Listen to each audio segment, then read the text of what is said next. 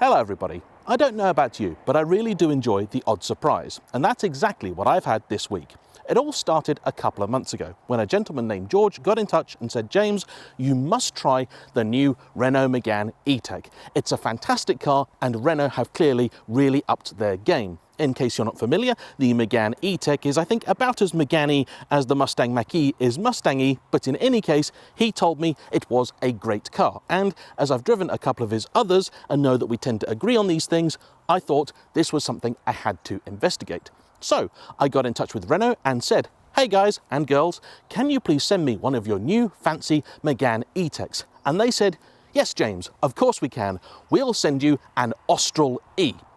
And me not really knowing the modern Renault lineup, I didn't realise that was actually an entirely different car. Now, believe it if you will, but I'm not completely daft, and a few days later, I realised the mistake that I had made. However, I figured, as this was clearly something that they were very proud of and wanted to share with the world, I figured it'd be worth giving a go and trying something completely new. And I have to say, it's been a genuine surprise, and also one of the most difficult cars I've ever had to review. Why? Well, stay tuned to find out.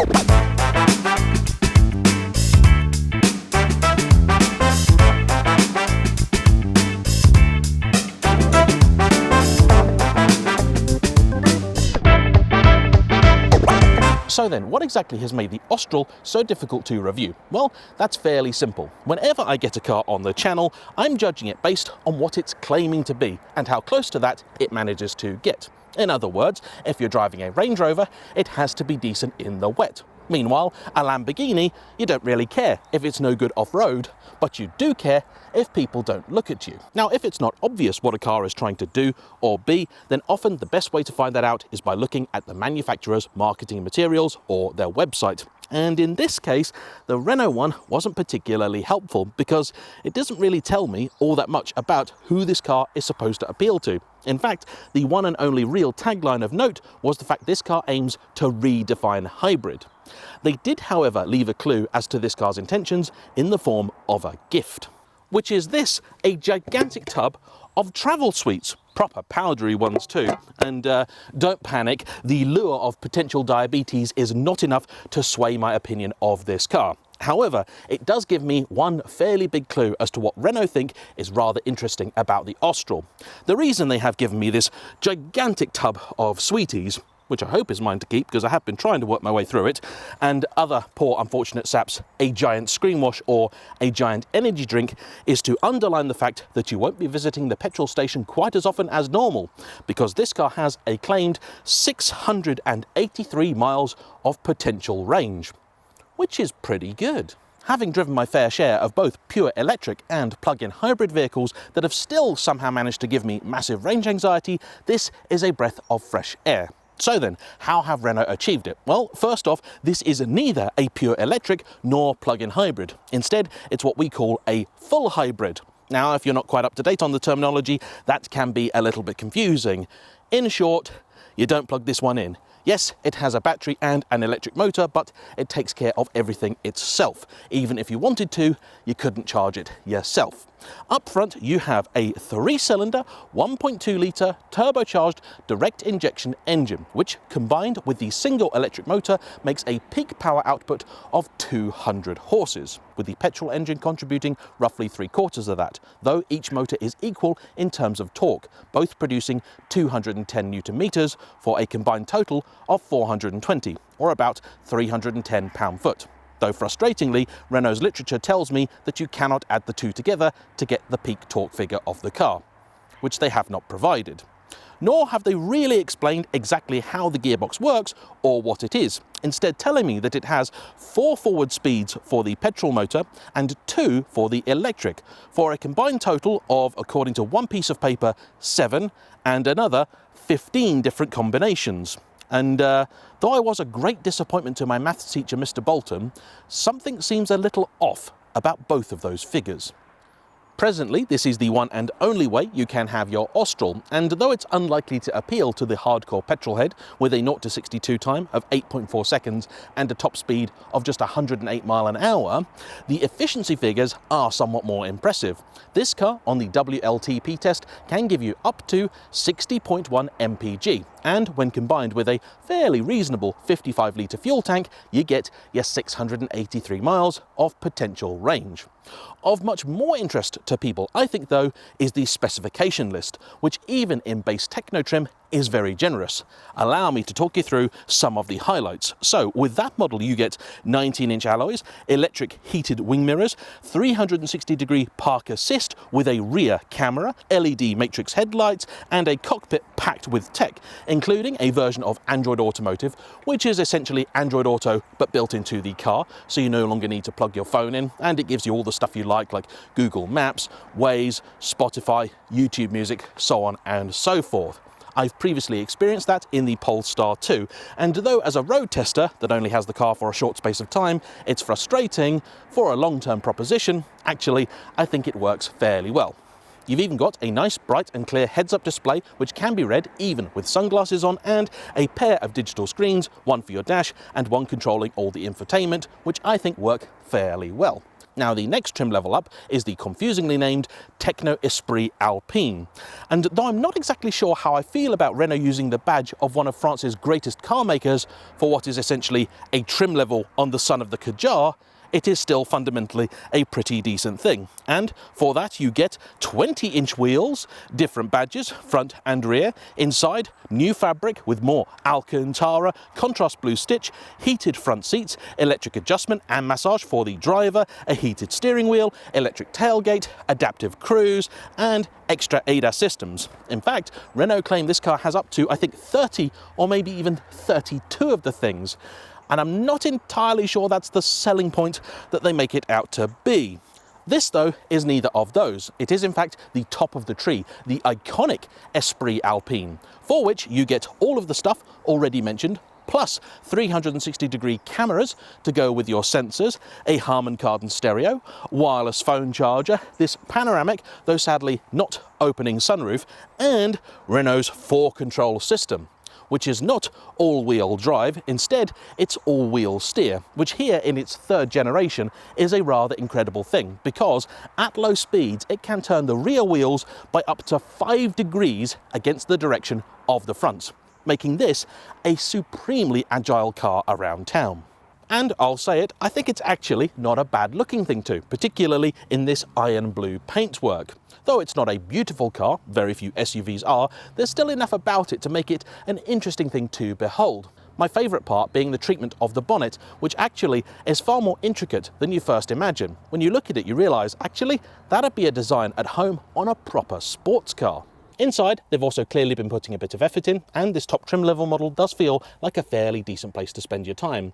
Though I will say, with all these sharp edges and hard angles, it does feel somewhat VW. If you were to make me guess, I'd say this is a Skoda or a Seat. Not quite Audi level, but I think you see where I'm coming from. Of course, this being a French car, the word that always comes to mind is quirky. And have Renault lost that? Well, not entirely. There's still a few little touches in here that I do really appreciate, including this. At a first glance, it's simply a wireless charging pad with a weird-looking handle on it. But there's a couple of notable things about it. First off, it moves. And I have to say, I'm sort of disappointed that's not either the gear lever or just the accelerator. I mean, who doesn't want to go, yeah, let's go? I feel like Smashy and Nicey now. Down here, you'll find a nice little sort of empty cubby hole, and then here, you've got some cup holders. I noticed the other day, there's a weird little sort of indent back here, and I couldn't really work out what it was for. And then I noticed, it's the perfect size to put your phone. I love that. Other quirky things, this button here that says Multisense. I thought it was going to be some sort of fancy, nice, cool little thing you could swipe and swivel and, treat like an iDrive controller, but no, that's just their word for different driving modes. It's just a normal, ordinary button. Another thing I noticed, pop this down, your sunglasses holder, and you'll notice there's a little convex mirror here, giving you a great view of those in the back. I've tried to see if there's a way of just locking it in place, but if there were, that'd be a great feature for those with children or the odd taxi driver wanting to make sure nothing has been forgotten. I like that. Although there are a few places where you can tell this is still a little bit shy of the quality you expect from something premium. The car is also sized just about right, and though yes, you and I both know that realistically you should just get a hatchback because it'll be a smaller car with more room, people don't anymore, do they? They want these sorts of things. And if you're looking at this sort of thing, it's pretty decent. It's built on the same platform as the Qashqai, but is a little bit longer, for a total of 4.5 meters. That means there is enough space inside for 4 adults in relative comfort. I can sit behind myself with just about enough headroom, which is good, and the boot is okay. Though curiously, despite the fact Renault claim it's larger than the outgoing Kadjar, my sister, who owned one of those, said that it wasn't. And when I checked, she was right. That's because the car will only achieve its quoted 555 litres of space with the rear bench slid forwards. A handy feature for sure, but I don't think that is the number which should be quoted, as it might not be there all the time. Frustratingly, quite a bit of that which is available is also hidden under the boot floor and in a very awkward shape. I really wish companies would stop quoting figures that most people aren't going to get. Tell me the amount of boot space that is going to be available all the time, please. But the one number that Renault got absolutely right, that's the price. Because the car we have here today, the iconic Esprit Alpine, the top model, starts at £39,195, which is significant for 2 reasons. First off, this is a lot of car for the money. In terms of tech, luxury, features, it's just about the only thing I've seen for the last few years that can even hold a candle to the value for money that's provided by the current crop of Koreans. The other reason, and this is specific to British buyers, is the fact this car comes in at under the £40,000 that would qualify it for luxury car tax. For my viewers outside of the United Kingdom, this is a thing we introduced a few years ago, which really badly needs updating. But in essence, it means any car you buy that has a list price of £40,000 or more will make you pay about another £390 a year on top of your £180 a year road tax for the first 5 years. For my viewers inside the United Kingdom, everybody I've just spoken to in Europe and other countries around the world has gone, "How cheap is your tax? That's amazing. Only 390 quid extra? I'll take 5. Honestly, if you don't believe me how good we actually have it in terms of car tax, just ask anybody you know in Singapore or Amsterdam how much it'd cost for them to buy and tax the car that you have. I guarantee it's almost certainly more than you're paying. In any case, most people of course don't buy things like this outright, and Renault still have a couple of interesting finance offers. I'm not going to quote you numbers because frankly, by the time you see this, they may be out of date. However, their base rate is 7.9% and they do still have a 0% APR option available, which is very interesting because not many people do these days. And it's at this point where I should say to you, if you're thinking about buying this car and you don't really care about the mechanics of driving, you can stop watching the review because this is a good car and you should definitely buy one. However, if, like myself, the way a car feels, the way it behaves is of great importance, then keep watching because it's here that the Austral gets really complicated.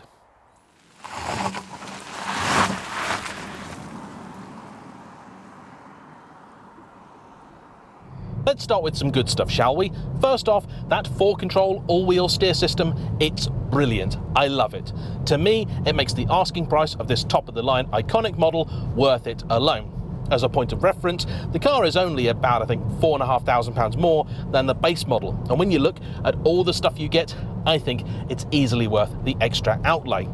The system works at up to about 30 miles an hour, and it varies exactly how aggressive it is depending on the drive mode that you're in, selected by the daft little multi-sense button down here. You can then further tailor each mode, not just the individual setting, using the screen over here. Another thing that I do quite like, though there isn't really all that much in the way of adjustment. You've only got engine setting, 4Control setting, and steering weight.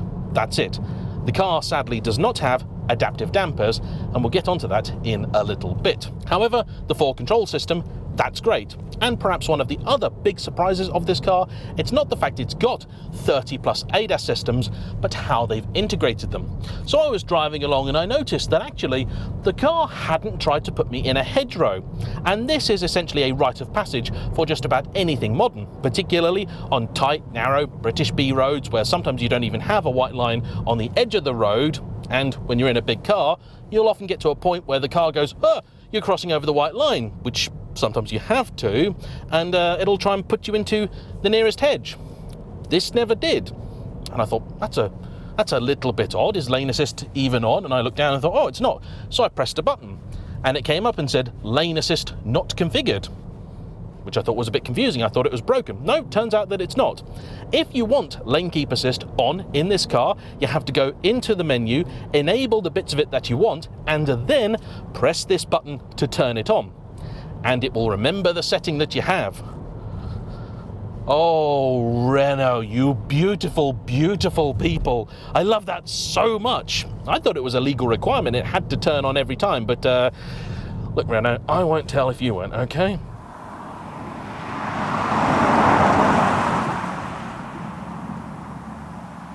I must say a few of the notices have also amused me in this car. At one point I went through a section that had average speed cameras and it told me it was an area of high vigilance. Very French sounding, that. Also on the subject of sound, the Harman Kardon system, it's just not great. It is free with its trim level, so I don't want to judge it too harshly, but they also do make quite a big deal about it. Fact is, it's all right. System par excellence, it is not. The steering wheel controls I'm a little less fond of because they look and feel a touch on the plasticky side. Happily, they're not capacitive, though I know that's how they look, but they're just a bit and there's a lot of controls that I feel could have been on the wheel that aren't. Maybe it is for that reason that this is also a car that I think will definitely appeal to the stalk fetishist. Over on the left, you've just got your regular traditional indicator and light control, but on the right, you have no fewer than 3 of the things. From top to bottom, you've got your gear selector, which again is very Audi looking, very pointy, but does the job well enough. Then you've got your, again, fairly traditional wash wipe controls and all that, and at the bottom an evolution of the familiar Renault stereo controller, which harks back to those you get in, well, just about anything from the company. I, for some reason, always think of vans when I see one. This is not exactly like those. It has been updated and does feel a little more modern, and in fairness, it does everything you want, but I just think those controls could have been on the wheel. The seating position is also fairly decent. You've got lots of adjustment, and weirdly, the car will also show you on the screen here when you're adjusting the seat and which function you've asked it for. It will also, I think somewhat handily, every time you've adjusted it, ask if you want to save that position as your default one, and there's a couple of memory settings for the car too. As with just about everything modern, despite the fact it's so safety obsessed, they then give you a dirty great big B-pillar obscuring lots of your visibility here. And with the passenger seat in its current position, visibility over there is atrocious. Happily, this has not proven to be an issue this week, though it is a continued bugbear I have with modern cars.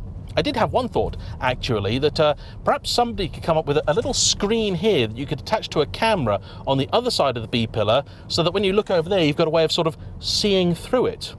I want a patent on that. If anyone wants to do that, I want 10% minimum. The dash itself is also rather clever. Pressing the view button here will give you a few distinctly different layouts, and though it does seem a little unresponsive at times, you've got several genuinely quite useful screens. One gives you sort of somewhat traditional looking dials, though with the hybrid powertrain, it never wants to tell you what the engine is revving to, and honestly, there'd be no point if it did. You also then have a full screen map display powered by Google Maps, which again I like, and a very, very clever sort of ADAS system that tells you where the road is, where you are on it, and what traffic is around you. It actually works really, really quite well. I like it a lot.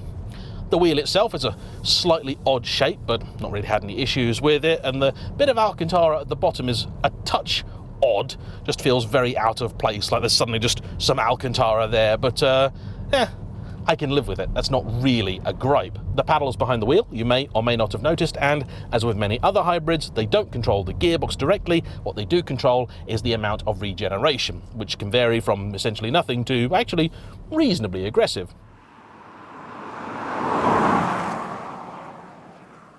As a full hybrid, the car manages its own battery and it does a fairly good job of keeping it topped up most of the time. Renault claim you can do around 80% of your city driving on the EV functionality alone, and though I haven't really put that to the test, it sounds reasonable, although ultimately meaningless, because if ever there is a city where you have to drive on pure EV power, this is just not going to be the car for it. And in fact, almost right on cue, the car has just turned off the petrol engine, leaving me on pure EV power alone, which it'll do so until I put my foot down enough or it just runs out of battery, which won't take that long. Handily, because the car tries to make sure there is always electric power available, at no point has it left me in the lurch at a junction. Put your foot down and it responds fairly instantaneously. I'm also grateful for the panoramic roof, these elements here that feel like they might actually be real metal, and the blue stitching, because between them they also help to lift the cabin and make it feel a little less oppressive than it otherwise would. Which is something I should never say about a French car. They should always be nice, light, airy places, less businesslike than something German. There we go, we've just hit 35 miles an hour and the petrol engine has kicked back in. As we now find ourselves on one of my favourite little pieces of road, it's time to put the car into sport mode and give it a bit of a workout, because it's when you do that you realise where the problem in the Austral lies.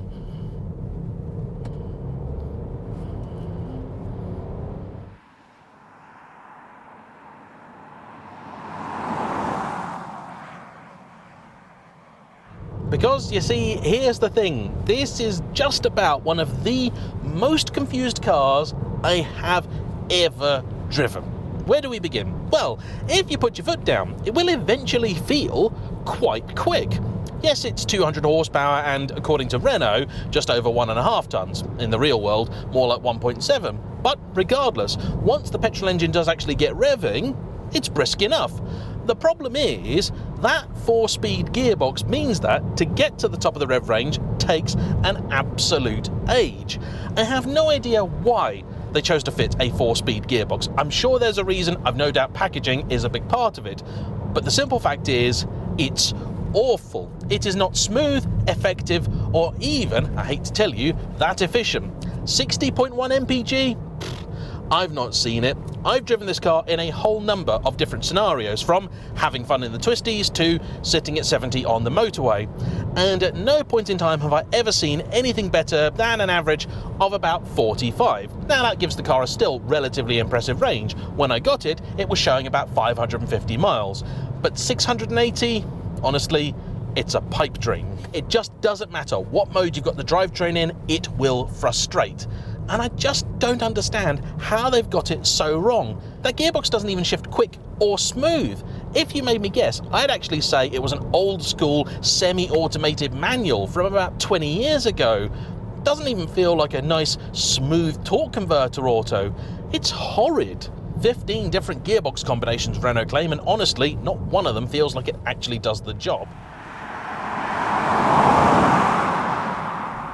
Then we come to the chassis, and that may be even more frustrating because it demonstrates so much promise. At low speed, with that 4-control system, the car feels so lithe, so keen, so like a sort of pumped up Renault Sport Megane. Okay, the 4-control system isn't quite as aggressive as in that, which will do the opposite turning thing up until about 62 miles an hour, and that's wild, but still, it feels quite agile, it feels quite keen. The steering doesn't really have any feel in it at all, again, regardless of the mode you've got it in, but it's quite a fun thing. However, you quickly discover the limits of both the chassis and, in this case, the tyres, because it's been fitted with Michelin Primacy 4s. And they're just not that good. In fact, if the road surface is wet, they'll struggle for traction even when you're not going for it, and when it's dry, they'll struggle for traction when you are. The car clearly does not have a limited slip differential, because even in situations of sort of moderate difficulty, the whole thing just gets a little confused. You feel one side scrabble, then the other, you can feel the brakes coming in to stop the whole party, and it's just frustrating. It's just changed down a gear there. I wasn't even asking for it, and it just started revving. What's going on with you? But you say, okay, you know what, maybe it's a little more sporty than you were expecting, but it's not a sporty car. It's designed to be a nice, sensible, everyday driver. And I'd say, yes, I totally get that. However, Renault have then chosen to fit this car with a suspension that is just a bit too firm. It's not horrendous, it's not awful, it's not a GT3, but at town speeds, it is just jittery all the time. Then again, when you're on the road and you want to have fun, you find it's wallowy. They've just not quite got it right. They really haven't. It feels like they've tried to do the sort of Richard Parry Jones thing of, say, an early Focus, where they are on the firm side around town, but when you get onto the roads, they're also a lot of fun and they communicate. This is missing that. It's missing the interaction, it's missing the engagement, and therefore missing the fun. It's also about half a ton heavier than an early Focus, so trying to replicate what those do was always going to be a little bit tricky. The suspension, in case you are wondering, is a pseudo McPherson strut up the front, not quite sure what that means, and at the back an H-axle. Again, not exactly sure what they mean by that. Someone in the comments, please help me out. And the problem is, this means that we have a car for whom I'm failing to think of a buyer. Renault's big deal with this car was its range. And sure, when you're not on it, the hybrid drive works okay. But no more than that. When the engine cuts in, it sounds really rather coarse, and it's just not a pleasant or easy thing to drive. Toyota's hybrid system is far slicker.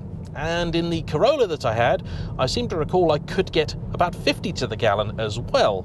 That, I know, yes, is a different class of car, but still, the point is, the underlying technology there is just better executed. If we then for a moment ignore the claimed figures and look at the real ones, that 45 mpg, well, I could get that out of a Mazda 3, the big all-wheel drive thing that I drove recently, the CX, whatever it was, 60 I think, that was a 3.3 litre, in fact, diesel, and that again did fairly well without any hybrid gubbins to speak of, and was all-wheel drive.